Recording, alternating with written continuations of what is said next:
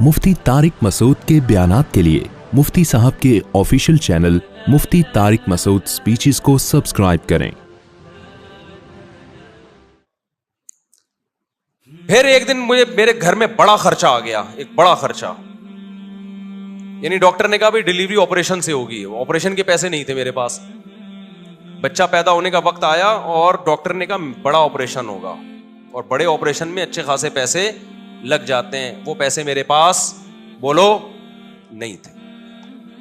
समझते हो कि नहीं समझते? तो मैं क्या करता भाई, कोई बात नहीं। मैं ससुराल से फोन आया, पैसों की जरूरत तो नहीं है। मैंने कहा बिल्कुल जरूरत नहीं है। दोस्त अहबाब ने कहा पैसों की जरूरत तो नहीं है। मैंने कहा बिल्कुल भी जरूरत नहीं है, मेरे पास पैसे हैं कहां से, मुझे नहीं। पैसे दिमाग लड़ाया कि क्या करो। कोई बात नहीं, घर में ऐसी चीजें होती, भेज दो उसको यार। क्या ख्याल है भाई? भाई घर में सब चीजें बेच दो यार, अभी जरूरत पूरी करो। कोई बात नहीं, फट्टे पे सोएंगे यार, क्या है इसमें? भीख मांगने से बेहतर है लोगों के सामने अपनी गुर्बत, और भीख मांगने से बेहतर है फट्टे पे सो जाओ। सुबह रात की बची हुई, मैं ऐसे उलमा को जानता था जिनकी 2 बीवियां थी, सूखी रोटी सुबह कहवे में डबो के खा रहे थे वो। नहीं, यही बात मेरा ख्याल है, समझ लें। ऐसे गरीब लोग भी मेरे इल्म में हैं। तो हमने कहा यार हम भी किस पे आ जाएंगे। तो अब मैंने गौर लड़ाया तो मुझे एक बकरी नजर आई अपनी, एक इजाफी। मैं उसके पास गया, उससे मैंने माजरत की। वो एक इजाफी चीज थी, उसकी तरफ दिमाग नहीं जा रहा था मेरा। मैंने कहा मैं आपसे माजरत चाहता हूं, आपको भेंट चढ़ाना पड़ गया है मुझे। ठीक है, समझ में आ रही है बात?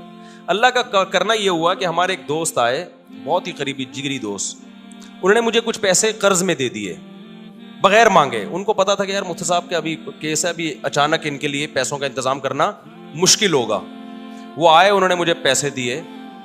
तो मैंने कहा भाई मेरा तो ये था कि कल बकरी बेचूंगा और ये अपने घर के सारा सामान बेच के, जो भी बिक सकता है बेच के मैं इनके कर्जा अदा कर दूंगा। तो वो मुझे खुद दे के चले गए। वो मामला तो निमट गया, बच्चा हो गया अल्हम्दुलिल्लाह। वो बच्चा माशाल्लाह उछलता कूदता है, कुरान अब तो बड़ा हो गया। उसको नहीं पता, उसको भी ये वाकया नहीं पता कि तू कैसे पैदा हुआ है। घर वालों को भी नहीं पता, ये भी बता दूं, मेरे घर वालों को भी मालूम नहीं, मेरे ससुराल को भी पता नहीं। ये पहली दफा मैं आपके सामने शेयर कर रहा हूं, और ये भी इसलिए शेयर कर रहा हूं कि लोग बहुत ताने देते हैं आजकल ना, उल्टी उल्टी बातें बहुत कर रहे हैं मेरे खिलाफ। तो मैंने क्या किया, वो एक साहब हमारे करीबी दोस्त थे। ये नहीं कि उनके सामने मैं कहा पैसे ही नहीं है, यूं है यार। बाज दफा पैसे आदमी ऐसे नहीं मांग रहा होता, रोना शुरू कर देता है, उससे अगला खुद ही समझ जाता है कि पैसे नहीं।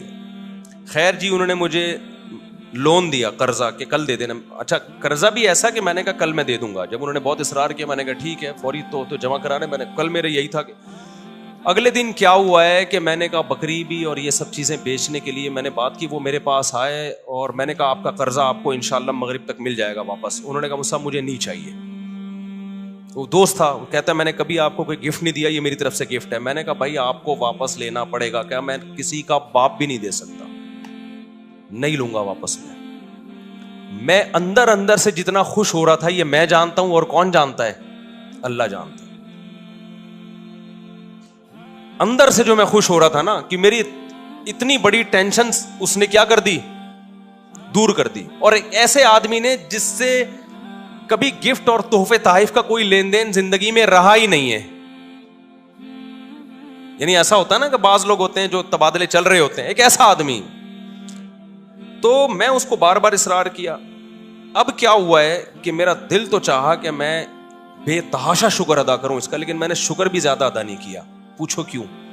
अगर मैं अपनी खुशी का इजहार करता ना उसके सामने कि मैं बहुत खुश हूं, उसके जहन में ये बात आती कि ये बेचारा बहुत गरीब है, तभी इतना खुश हो रहा है, वरना इतनी रकम पे कोई इतना ज्यादा खुश बोलते क्यों नहीं है।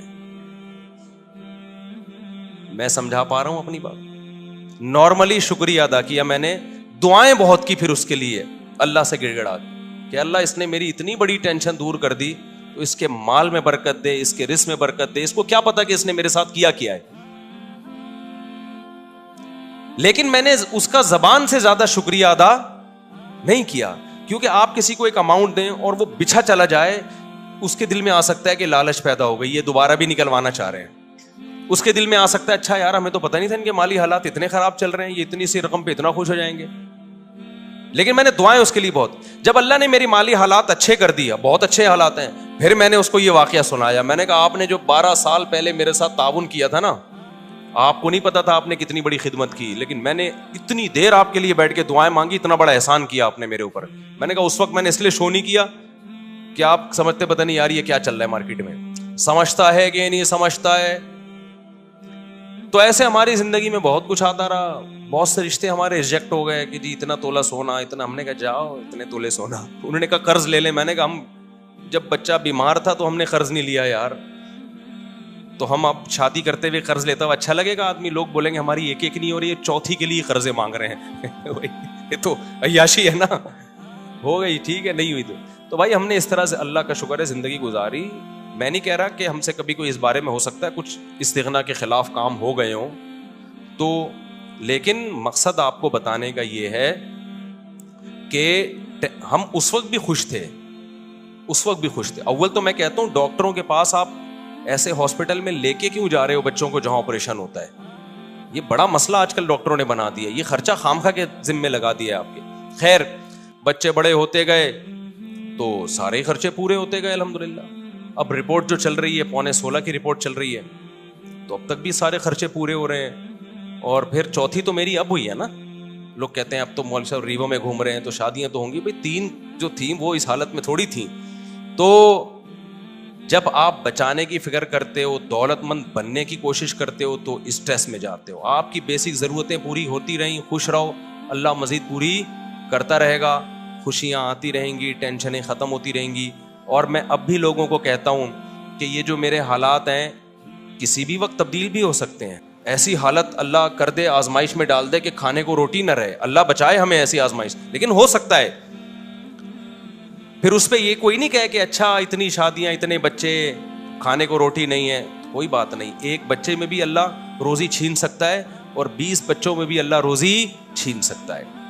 آپ کو اللہ پہ یہ ایمان رکھنا ہے کہ رزق کا تعلق اولاد کے ہونے یا نہ ہونے سے, بیویوں کے ہونے یا نہ ہونے سے نہیں ہے. ہم نے ایسے لوگ بھی دیکھے 4 بیویاں خوش ہیں, اور ایسے بھی دیکھیں ایک بیوی کو کھلانے کے پیسے نہیں ہیں, اور ایسے کنوارے بھی دیکھیں کہ شادی نہیں کرتے پیسہ بچانے کے لیے, پھر بھی دیوالیہ ہو گیا ان کا. تو اللہ اگر عذاب دینا چاہے گا, ایک بچے کو ٹینشن بنا دے گا, اس کے کھلانے کے پیسے نہیں ہوں گے, اور کھلانے پہ آئے گا تو درجنوں بچوں کو بھی لگژری لائف دے دو گے تم. تو کبھی نسل مت روکو یہ سوچ کے کہ میں کھلاؤں گا کہاں سے. یہ پیغام ہے جو میں نے دینے کے لیے نا اتنی لمبی کہانی سنائی ہے آپ کو. یہ سچی کہانی ہے, یہ جھوٹی کہانی نہیں ہے. سمجھتا ہے؟ چلو بھائی آگے بھی شادی, جس مسلمان کی شادی ہو رہی ہے وہ آگے. بہت دیر سے آئے یار, اپنی شادی میں لیٹ ہو رہے ہیں آپ. لڑکی والے لیٹ ہو گئے, چھوڑ کے چلے گئے. اچھا اچھا اچھا, تو آپ کو غصہ نہیں آیا لڑکی والوں پہ؟ غصہ آیا آپ کو تو آپ نے ڈانٹا ان کو؟ ابھی تو تھوڑی تمیز سے ڈانٹا ہوگا نا, کہاں ہو رہ گئے. شادی کے بعد پھر غصہ, شادی کے بعد پھر داماد دیکھو کیسا انجوائے کرتا ہے سسرالیوں کو ذلیل کر کے. شادی سے پہلے جو ہے نا جتنا بھی غصہ آ رہا ہو, بڑے آرام آرام سے سسرال پہ غصے کا اظہار ہوتا. آپ کے علاوہ کی بات کر رہا ہوں. اچھا بھائی, اویس صدیقی ول شبیر احمد صدیقی, مہر کی رقم ہے 50,000, دلہن کا نام فرح خان بنت محمد یعقوب خان. دلہن کے وکیل کون ہیں؟ مجھے تو لگ رہا ہے ابھی بھی نہیں آئے وہ. کہاں ہے بھائی دلہن کے وکیل؟ ان کا نام کیا ہے؟ ابے نام ہی نہیں لکھا دلہن کے وکیل کا. شادی کے بعد دوبارہ ایک دفعہ تھوڑا سا غصے کا اظہار, رخصتی ہونے دیں پھر دیکھ ان سے نمٹنا. پھر ابھی تھوڑا کنٹرول, رخصتی ہو جائے پھر دیکھو. کہاں ہے بھائی دلہن کے وکیل؟ آپ ہیں حضرت؟ آپ ہیں؟ آپ ہیں؟ آپ بتائیں کہ آپ نے مجھے اجازت دی 50,000 مہر میں فرح خان بنت محمد یعقوب خان کا نکاح اویس صدیقی ول شبیر احمد صدیقی سے کروں, اجازت ہے؟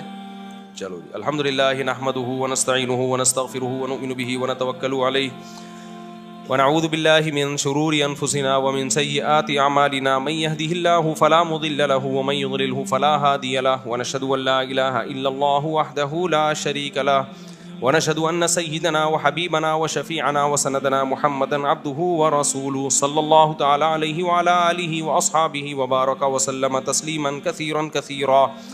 أما بعد فأعوذ بالله من الشيطان الرجيم. بسم الله الرحمن الرحيم. يا أيها الناس اتقوا ربكم الذي خلقكم من نفس واحدة وخلق منها زوجها وبث منهما رجالا كثيرا ونساء واتقوا الله الذي تساءلون به والأرحام إن الله كان عليكم رقيبا.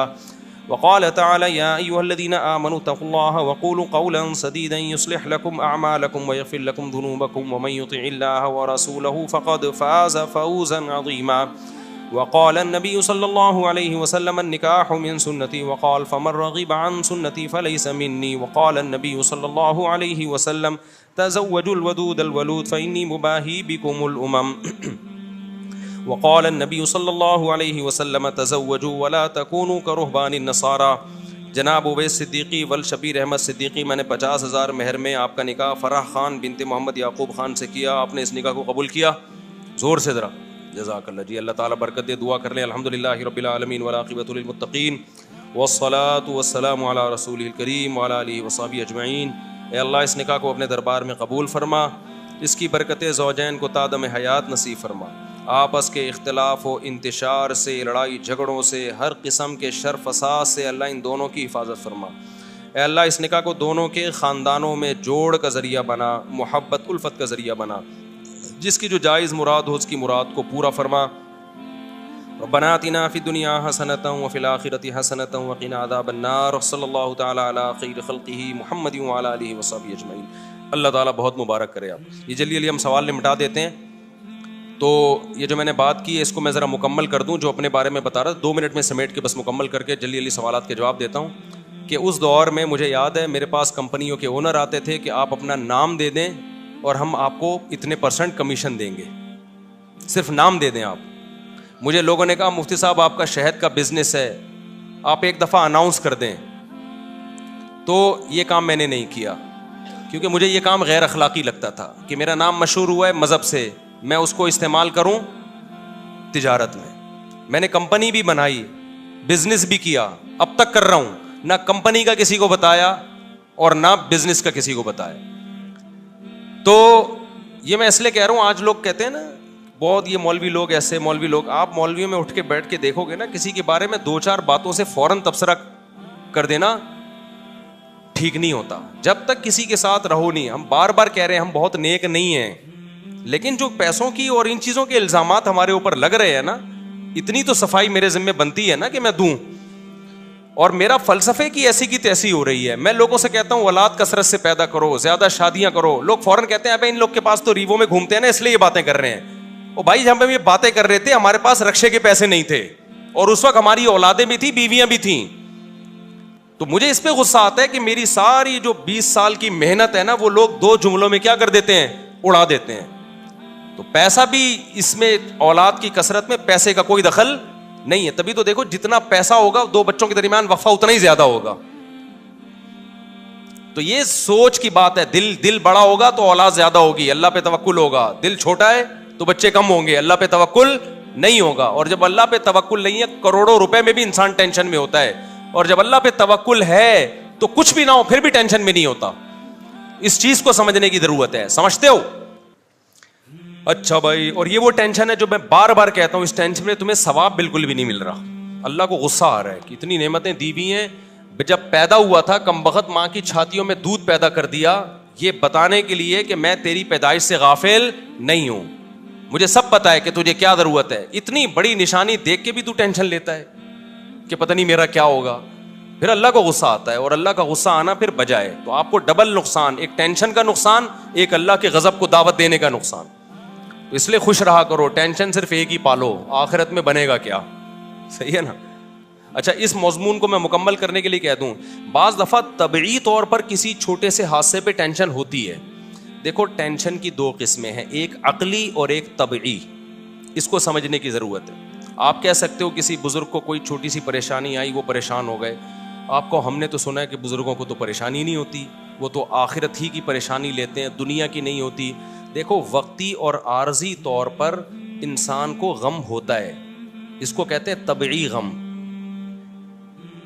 یہ انسان کے بس میں نہیں ہے. مثال کے طور پر آپ کے 6 بچے ہیں, ایک مر جائے تو غم تو ہوگا نا. اب اصولی طور پر تو آپ کو خوش ہونا چاہیے کہ 5 بچے ہوئے ہیں نا, ابھی بھی میں بے اولاد تو نہیں ہوں, اللہ نے اولادیں دی ہیں مجھے. لیکن وقتی طور پر غم ہوتا ہے, یہ طبعی غم ہوتا ہے, یہ برا نہیں ہے, یہ ہر انسان کو ہوتا ہے. برا غم وہ ہے جو عقل سے ہو. دنیا داروں کو جو آج غم ہو رہے ہیں نا, وہ یہ سمجھتے ہیں ہم اس غم میں برحق ہیں, یہ غم ہونا چاہیے. یعنی ان کی عقل کہہ رہی ہوتی تم ٹھیک غم زدہ ہونا چاہیے, یہ غلط ہے. عقل کہے کہ یہ غم بنتا نہیں ہے, اور طبیعت کہے بھائی میں مجبور ہوں اس لیے ہو رہا ہے, تو وہ تھوڑے بہت جلدی غم پہ قابو پا لیتا ہے انسان. ایک مثال سے بات سمجھاتا ہوں. دیکھو آپ کو ڈیفنس میں 2000 گز کا بنگلہ تھا, آپ کا لگژری لائف تھی, وہ بنگلہ چھن گیا, آپ 1000 گز کے بنگلے پر آ گئے. اصولی طور پر تو اب بھی خوش ہونا چاہیے نا یار, 1000 گز کا بھی تو کم نہیں ہے. لیکن دیندار آدمی کو بھی 1-2 دن کے لیے, 2-4 دن کے لیے وقتی طور پہ ٹینشن ہوگی. وہ ٹینشن اس کی ہوگی, وہ لگژری لائف میں تھوڑی سی کیا آ گئی ہے کمی, تو ظاہر ہے جب عادت چینج ہوتی ہے تھوڑا سا غم تو ہوتا ہے. لیکن عقل کہے گی بھائی غم کرنے کا ہے نہیں, تجھے ابھی بھی تو بہتوں سے اچھا ہے نا تو. وہ عقل کیا کرے گی, اس طبعی غم پہ قابو پا لے گی, 2-4 دن 6 دن میں ریلیکس ہو جائے گا.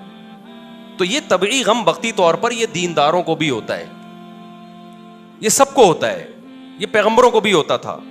دنیا دار کو کیا ہوتا ہے, اس کی عقل کہتی ہے کہ میرے ساتھ غلط ہوا ہے, میں 2000 میں رہتا تھا, میں 1000 کا بندہ نہیں ہوں, یہ میری انسلٹ ہے, میری توہین ہے. اس کی عقل کہہ رہی ہوتی ہے تیری انسلٹ ہوئی ہے, تیری توہین ہوئی ہے, تیرے ساتھ غلط ہوا ہے. اس کی عقل اس کے طبعی غم کو قابو نہیں پاتی, بلکہ اس کے طبعی غم کو اور زیادہ بڑھاتی ہے. اس سے بھی ڈپریشن میں جائے گا, خودکشی کی طرف جائے گا. تو یہ طبعی تو وقتی طور پر یہ طبعی طور پہ محبت بھی ہوتی ہے انسان کو, غم بھی ہوتا ہے. تو یہ شریعت میں برا نہیں ہے, کیونکہ یہ غیر اختیاری ہے. سمجھتے ہو کہ نہیں سمجھتے ہو؟